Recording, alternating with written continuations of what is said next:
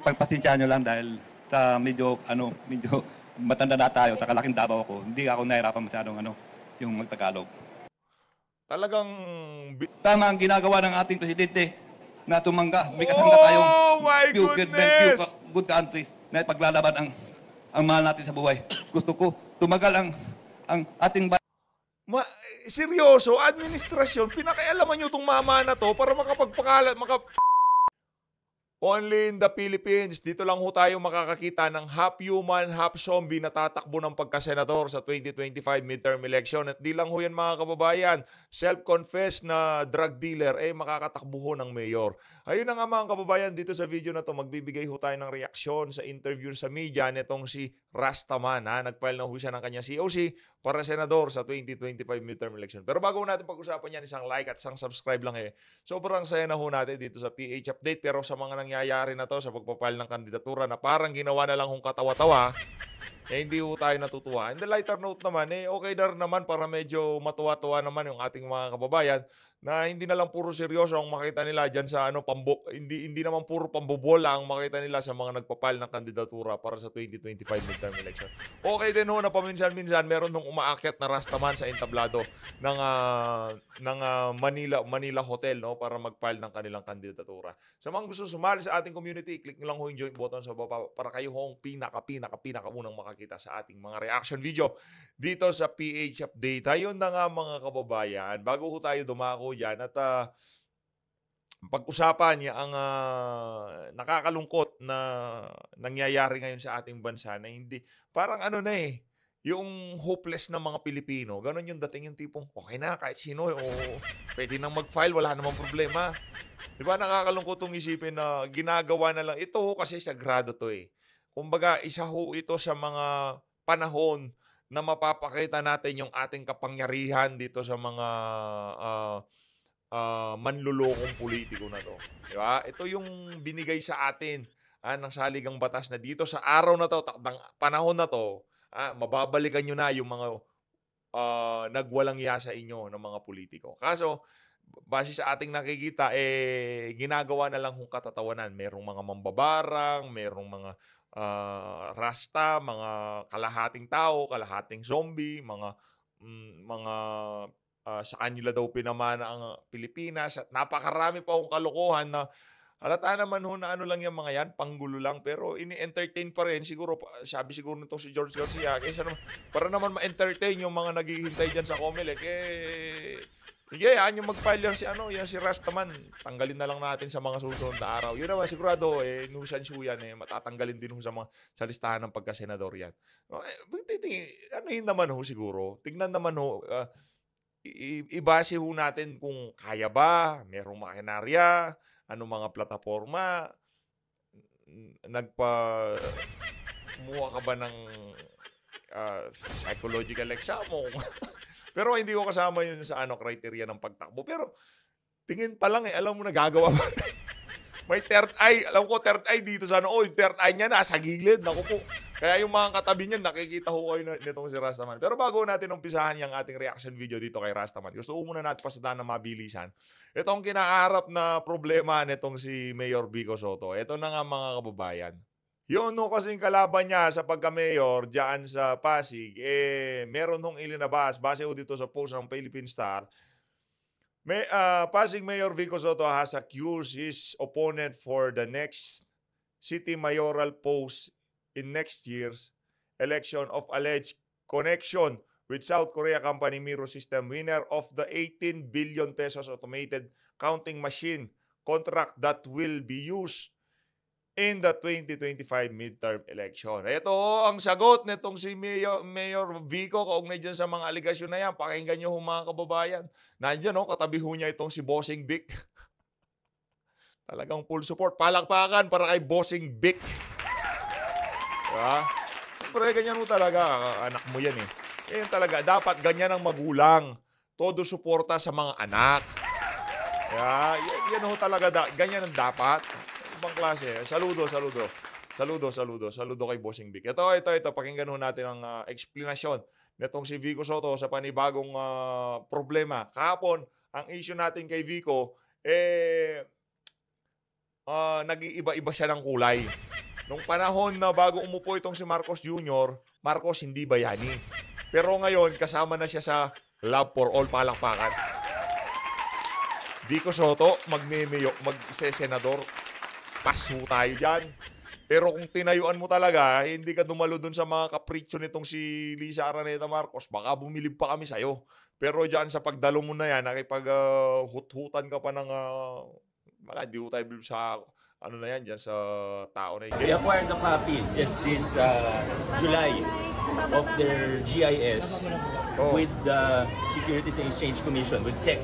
Oh, Photocopy lang po ito, but we have a certified yan, true copy. photocopy. Makikita niyo po, ang presidente nila ay pangalan Miguel Hintura. Ang residential Hintura. address ng Miguel Hintura ay yung St. Gerard Building din po.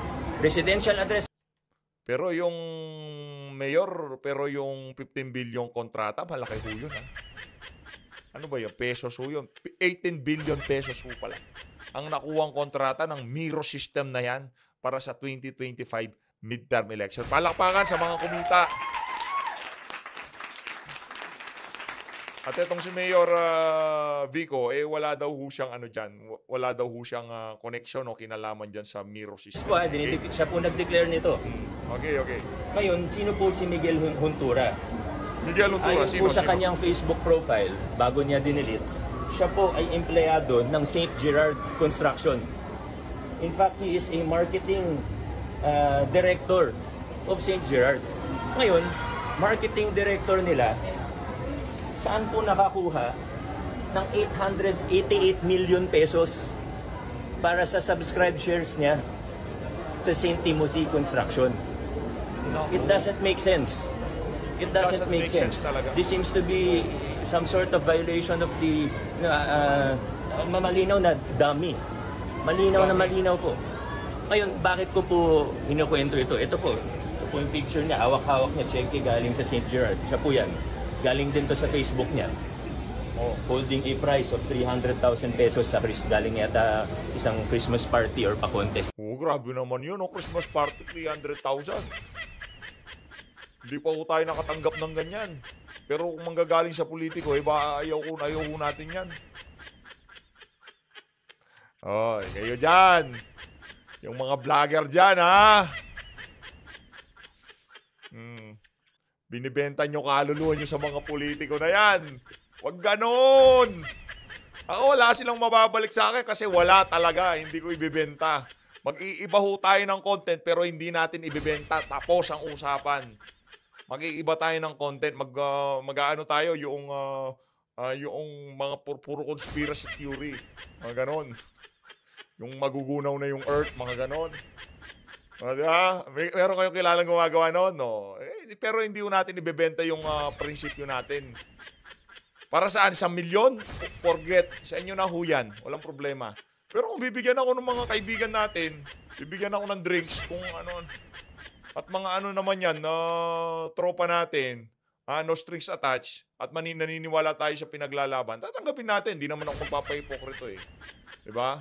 Basta no strings attached. At parehas tayo ng pinaniniwalaan. Hindi yung bibigyan mo ko para isama mo ko sa politika mo. Wag.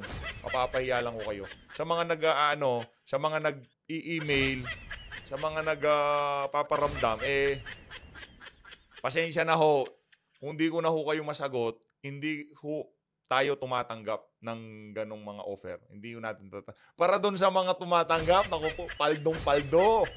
Yeah. Kumikitang kabuhayan kasi mag-e-eleksyon. Paldong-paldo kayo ngayon. Pero, konsensya nyo na yan kung tatanggapin nyo, kung anong gagawin nyo dyan. No? Pero tayo, wala. Forget. Ayaw natin ganyan. Maaatim nyo yun. Sinuhulan kayo para suportahan ng isang politiko na taliwas sa inyong prinsipyo. Yak! Oh my goodness! Hindi natin kaya yun. Hindi ho natin kaya yun. Pagka naniniwala ako sa iyo, wag mo nang sabing suportahan kita. Susuportahan kita all the way. Makikipagbalagbagan ako sa iyo. Hindi mo na kailangan sabihin, susuportahan kita. Pero yung mag-i-email ka para suportahan kita. Yak! Pag ganoon. Nila. So, malinaw na malinaw po yung ebidensya. Malinaw na malinaw po. Yan ang recent, siya yung presidente ng St. Timothy. Ito po, copy ng JS. Any of you can request from SEC. To make the story short, yan si Vico Soto, unyangong balingbing yan para hong si Tito Sen. Diba? Yan Tito Sen, hindi mo mapagkakatiwalaan. Kung sino lang ang bibigay ni Tatay Digong, yun lang ho ang aaraw-arawin o oras-orasin. Mimeryendahin natin dito sa Pizza Pig. Ayun na nga, sino pa bang hinihintay natin dito? Walang iba kung hindi itong si Rastaman, okay? Ayun oh! Linalabas pa talaga yung third eye niya sa gilid ng muka. Ngayon pa lang ako nakakita ng third eye sa gilid ng muka. Kay Rastaman lang. Ganto ako. Rastaman. Okay, thank you. Okay. Oh, tingin. Oh. Nako. Diba, parang naging na lang, minamak na lang nila itong napakasagradong proseso na kung saan kada ikatlong taon maghahalal tayo at babalikan natin yung mga nagwalang yang mga politiko sa atin. Game. Ito, atake na to, Rastaman. This is your moment to shine. Paggalang-galang ng mga Comelec. Pagpasensyahan nyo lang dahil sa medyo matanda na tayo, takalaking Davao ako. Hindi ako nahirapan masyadong yung magtagalog. Talagang kaya umalis ka sa Davao. Yan na nga ba sinasabi natin, Rastaman. Laking Davao daw itong si Rastaman. Narinig yung sinabi niya, laking Davao siya, pero ngayon wala na siya sa Davao, alam niyo na kung bakit. Wala na ho tayong Rastaman ngayon kung mapanggang sa ngayon, nasa Davao pa rin yung mama na yan. Ako nga pala ang nakilala yung dakilang tatakbo sana ng presidente noon, kaya lang na-reject. Buong mundo nagpapasat out sa akin dahil sa kadakilaan na gusto ko mangyari sa ating bayan. Ito ang sinasabi kong Rastaman. Noon nagpatatawa ako, hindi dahil sa pagpupolitika. Nag-retire ako ng seaman dahil rock and roll ang gusto ko, hiling kong karaoke kanta. Yung pala, nung Teka lang sir ha, maraming hilig ang karaoke, kanta, rock and roll, pero hindi sila naging ganyan. Hilig din naman natin yung rock and roll, pero my goodness. Ibang level ho yung pagka-rock and roll nyo. Naging half human, half zombie na ho kayo. Dumaan pa ang panahon, ang ibig sabihin ng Rastaman, freedom fighter, yo. Freedom. Kaya napunta ako sa politika kasi dalawa ang himala ng batas gagawin ko. Unang-una, ang tao, nagkakaroon tayo ng medalyon para proteksyon na hindi tayo magkakasakit. Yan, ang nagdadasal tayo sa Panginoon para tayo ay, kumbaga, Nyari dito. umaba pa ang buhay natin. At saka yung mahal natin sa buhay ay kaya natin taguyod, papaaralin. Ngayon, sa bayan natin, ang medalyon natin. Sir, alam mo, kung tinigil mo yung pulburon, sa tingin ko, ang ganda ng buhay mo ngayon. Yun lang. Hindi nire-diretso mo kasi sobrang taas na, ayaw mong bumaba. Yan tuloy, hindi ka na nakababa hanggang ngayon. Sobrang taas mo pa rin. Para tayo, hindi tayo maabuli ng ibang bansa. Kailangan, may medalyon tayo. Medalyon? Panginoon at saka kasangga ng ibang bansa. Yun ang pinaka-himala na hindi tayo mabuli kasi ang kapitbayan ng bansa, 1 bilyon. Tayo ay binubuli at inaangkin ang pagkain karagatan. Kaya dapat tayo may medalyon, yung kasangga natin na a few. Sir, tapos na po yung 2 minutes nyo, no? Tapos? So, sasagot kayo. Any question? Pinatayan ka na ng mic. Kung ano-ano kasing medalyon ang binibida mo dyan, Brad. Huwag ganon. Huwag ganon, ha? Marami pang susunod na... Sa bagay, no? Para medyo naman maging... gumaan-gaan ang ating mga pinag-uusapan. Paminsan-minsan, kailangan natin itong si Rastaman. From the media? John? Game. Sasagot tong si Rasta. Hello sir, good morning. Yung inaano nyo po na ang pinapatungkulan nyo po yung sa China po ba to? Yung sa mga ginagawa nila sa West Philippine Sea. Ano po yung nais nyo dapat natin gawin? Yun na nga ang sinasabi ko. Sa isang tao, tayo ay nagdadasal, tayo ay humaba ang buhay at mapaproteksyonan natin ang ating mahal sa buhay. Iisa lang mahal ko sa buhay si Rasta Girl. Gusto ko siya mapag-aral at Rasta. itong China, dapat... Shout out kay Rasta Girl. Chief of Staff niya, ito si Rasta. Ayoko na. Comment nga ako kayo, pwedeng gawing content. Dumaban tayo. Hindi tayo yung, kumbaga, gagawing Chinese pig. Tingnan mo yung puko at saka yung triad, pumasok ko sa bansa natin. Para tayong yung Trojan horse na pinasukan. Ang tawag dyan, Trojan Chinese pig, pinasok na tayong bayan natin. Kaya sigalot ang nangyayari sa ating bayan. Kaya ang gusto ko, yung medalyo natin, kung sino yung a few good men, magkasangka tayo. Yung US, ang kumbaga, universal protection of the world. Kailangan sila ang kasangka natin. Kailangan medalyo natin. Paglaban natin ng bayan natin, kahit mamatay, huwag lang mamatay sa gutom. Kasi ang China, inaangkin 1 billion ang population nila. Ang karagatan natin, kinukuha, kinakain nila, ninanakaw. Ngayon, pati ang bayan nating Pilipinas, sinasalot tayo sa... Grabe no yung... grabe ho itong mainstream media kung paano nila i-kondisyon, paano nila manipulahin ang utak ng mga Pilipino. Pati dito sa social media, no? Grabe itong ano na to, itong administrasyon na to. Dito sa mga naririnig natin na to, ibig sabihin, epektibo yung issue dyan sa West Philippine Sea. Kinakagat ho maging nitong si Rasta. Ay, hirap po kasi, hindi ho nila maintindihan. Kahit sa bagay, kahit paano natin ipaliwanag yan. Si Ma'am Sas nga, yung mga sila Ma'am Joey. Ang dami na akong nagpaliwanag dyan sa West Philippine Sea issue na yan. Hindi lang ho China ang kaagawan natin dyan. Ngayon, kung binabanatan natin yung mga kaagawan natin, dapat tutukan ho natin lahat. Nandyan ang Indonesia, nandyan ang Vietnam, nandyan ang Taiwan. Diba? Nandyan ho yung mga bansang yan. Pero hindi ho natin sila kino-call out. Ang kino-call out lang ho natin China. Pero yung dispute ng China, yung dispute natin dito sa isang bansa na to, doon sa lahat ng bansa na yun, meron din ho tayong dispute, pero ini-emphasize lang yagi China, kasi yun ho ang kalaban ng Amerika. Pero ako ba, paulit-ulit na lang ho nating inaano yung topic na yan.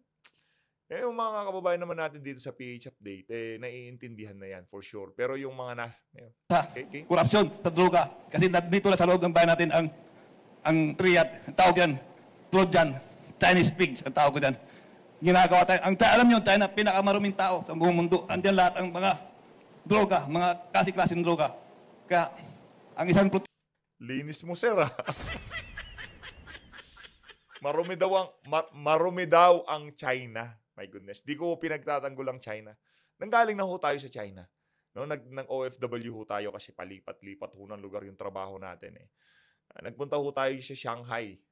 Isa ho siya na magandang city na napuntahan natin yung Shanghai na yan. Kaya para doon sa mga kababayan natin siguro, pagka yung mukha ng China nakikita nila ngayong mga panahon na to, siguro yung mga nasa sinaunang panahon nung talagang napakahirap ng bansang China. Pero ngayon mga panahon na to, pumapangalawa nga ho sa Amerika pagdating sa, diba, ekonomiya, pagdating sa military, capability, pumapangalawa ho siya dyan. Paano niyo sasabihin hindi naman natin pwede sagutin niya si Rasta. Sorry. Di naman pala natin kaisip. Naknanto ako. Mali. Sorry ho. Pinapatulan ko Wag na natin patulan. Protection ko, simala din yung vocational school para sa kabataan natin na bigyan natin ng pag-asa ang kabataan natin. Sila ang kumbaga, hinaharap na mamumuno. Kailangan ang kabataan natin turuan natin ng laki sa tao. Kasi laki ako sa tao. Pag ang bayan natin ay, lalo na yung mga, sa ngayon, hindi pa na-auto na viral yung vocational school. Pag-graduate ng anak, karamihan na indigent. Pag-graduate ng mga anak nila, karamihan 6 mga anak. Ang nangyari, walang ng pagkulilyo. Tingnan mo ang kalsada natin, punong-puno ng tricycle driver, manggugulay, sidewalk vendor. Kung sila ang kabataan natin, ay turuan natin ng hataw. Kasi ako laki sa hataw kaya ako nakapag-abroad. Kung pairalan natin ang pinaka-supreme law na ibabatas ko, vocational school, palawakin natin. Kasi tuturuan natin ang kabataan na hataw, hindi ngaw-ngaw. Kasi kabataan ngayon, paglaki, walang alam. Yung tatay ng Sir, paano ba yan? Hinihingal ka na, di ka pa nangakampanya, nagpa-file ka pala. Paano pagka mahal ko sa buhay, si Rastagan. Tricycle driver, hindi man lang marunong humawak ng martilyo. Ngayon, kung ang kabataan natin, maliligaw natin sa landas ng droga. Kasi ang mga bata, may enerhiya, mga maliliksi. Kung ito'y papabayaan natin, ang katalinuhan nila, kailangan turuan natin ng laki sa hataw. Ihuhubog natin sila na ang kaisipan nila matungo sa... Ako, nahataw din naman ako. Nahataw ako ng tatay ko. Laki sa hataw, akala ko yung pinapalo. Iba pala yung hataw na sinasabi nitong si Ras. Building annex yun. Yan ang gusto ko, yung pinaka-supreme law na papairal ko. Palawakin yung vocational school. Ang kailangan natin. Kasi ngayon, kabataan, pagkatapos ng high school, wala na, hindi na kaya ng tatay. Nagiging ano sila, yung paralitiko. Hanggang matutunan sila ng droga. Pero kung ang anak mo, kahit ako, kung hindi ako naturuan ng nanay ko ng pagtatanim ng gulay, ako ang pinaka-alipin sa pamilya. Lahat ng trabaho sa bahay sa akin, nasa akin. Kung ako hindi natuto sa landas ng laki sa ataw, mangyari ako isang durugista rin. Yan ang palaban ko sa tokhang.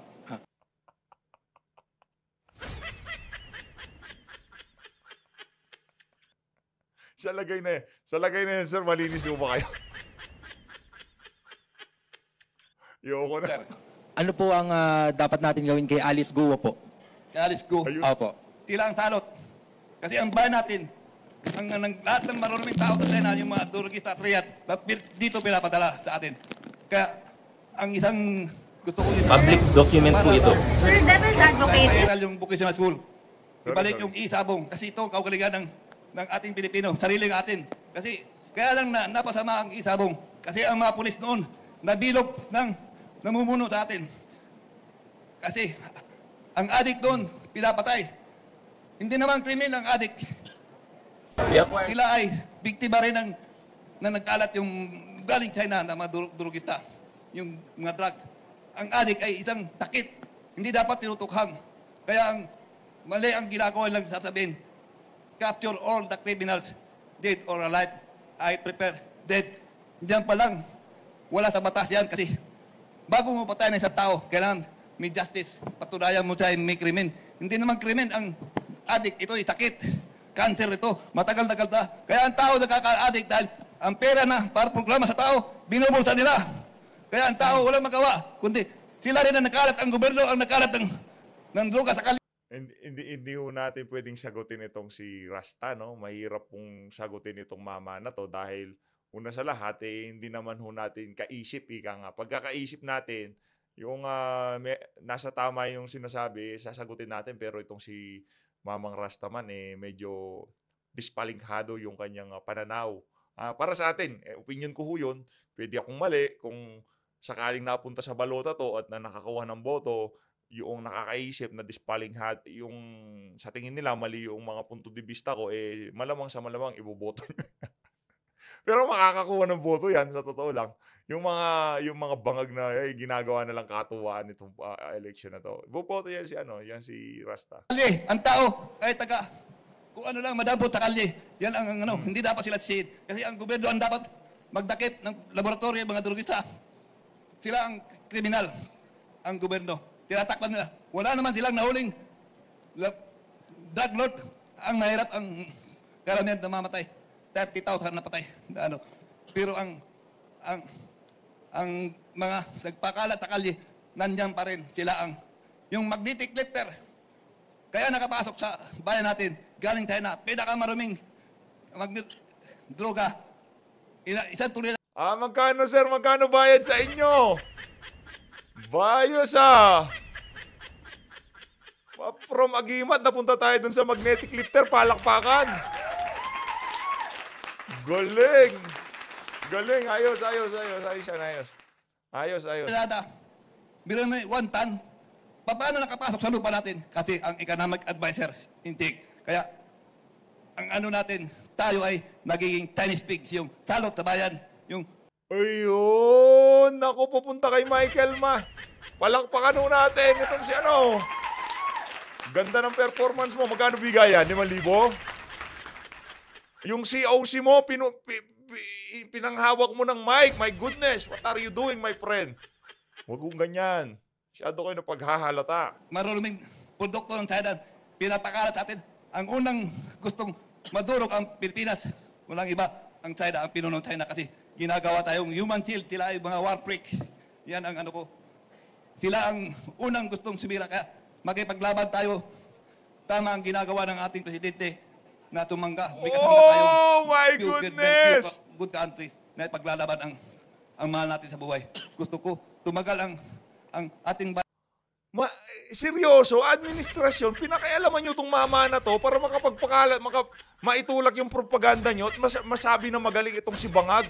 Oh my goodness! Palakpakan! Oh my goodness. Seryoso? Bumaba sa level na to ang administrasyon nitong si Bangag? Di ko inaasahan itong mga sasabihin. Tama daw ang ginagawa nitong si Marcos. Bayan, ngayon, Pwede na kitang sagutin. Brad. Gang. lubog tayo dahil pinasukan na tayo ng mga sikalot na galing China. Yun ang pakay ng pinuno ng bayan ng China. Tayo ay gawing Chinese pig. Nandito na ang Triad, nandito na ang Pogo. Kaya tayo, tumindig tayo sa salimpa. Gawin natin ang vocational school. Tingnan mo ang TikTok ngayon. Ang TikTok, ang vlogger, pag Pilipino, puro ngango, puro pang paninira. Pero pag nag-TikTok ang China, puro... Sir, maraming salamat po, sir. Thank you po. Tapos na po yung 8 minutes nyo. Oy, Balik na po. sayang yung hindi pa tapos yung bayad eh. Hindi pa tapos yung script nitong si Rastaman. Mga kababayan, grabe bumabaho itong administrasyon na to doon sa level na kailangan pati itong si Rastaman magsalita para dito kay Marcos Jr. Palakpakan naman to ko. Hindi ko kinaya yun. Grabe, ganun na ho ba kalagapak yung rating nitong administrasyon na to sa bagay.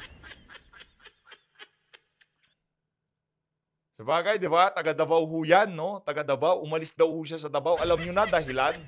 Laki daw ho siya ang Davao. Ngayon, umalis siya sa Davao. Ano ba ho yung natin, itong presidente natin, di ba? Bangag. Oh. Yung kasabihang birds with the same feather sing hot together. Palakpakan. Ayun na nga mga kababayan. Dito na natatapusin ang ating reaction video. Grabe. Nahulog tayo sa naupuan natin. Rastaman naman. Ibang klase ka. Isa kang alamat, Rastaman. Maraming salamat to. Sana na-entertain ho kayo kay Rastaman. No? May mga nabuisit dyan. No? Kung ano po man. Kung nabuisit kayo, panoorin nyo itong talakayan nitong sila Mang Pamela, nitong si Sir Marlon dun sa huling video natin kanina. Maraming salamat. Mag-ingat ho kayo lahat. Mahalin natin ng Pilipinas.